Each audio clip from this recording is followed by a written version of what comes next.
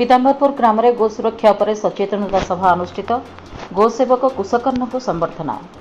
बौद्ध जिला हरभंगा ब्लॉक पीताम्बरपुर ग्राम में बौद्ध जिला कृषक उत्पादक संगठन फेडरेशन राष्ट्रीय स्वयंसेवक संघ हरभंगा खंड तरफ गो सुरक्षा संबर्धना सभा अनुष्ठित होता। यह कार्यक्रम में बौद्ध जिला कृषक उत्पादक संगठन फेडरेशन सभापति तथा राष्ट्रीय स्वयंसेवक संघ हरभंगा खंड संघ चालक राजकिशोर अग्रवाल सभापति अनुष्ठित होता।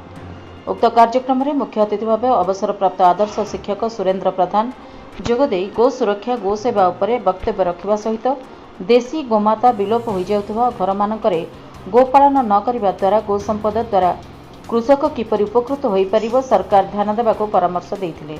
सम्मानित अतिथि भाव माहेश्वरी गोशाला संपादक तथा बौद्ध जिला कृषक उत्पादक संगठन फेडरेशन संपादक कृतिवास पलिया जोगदे बुला और असहाय गोमाता मानक सेवा करी बहुत खुशी थिबा सहित जिले में जो माने देशी गोमाता मानक पालन करिवे सहयोग करिया पई प्रतिश्रुति देइथिले। अन्यतम अतिथि भाव पल्ली विकास कृषक उत्पादक कंपनी निर्देशक दिव्यलोचन प्रधान मंचासीन होई विगत दिन में पीताम्बरपुर निज ग्राम में गोमाता चालाण होउथिबार खबर प्रकाश होइतिबा विषय आलोचना करी खेद प्रकाश सहित जो माने लिप्त अछंती एथिरु निवृत्त रहिबा पई अनुरोध करथिले।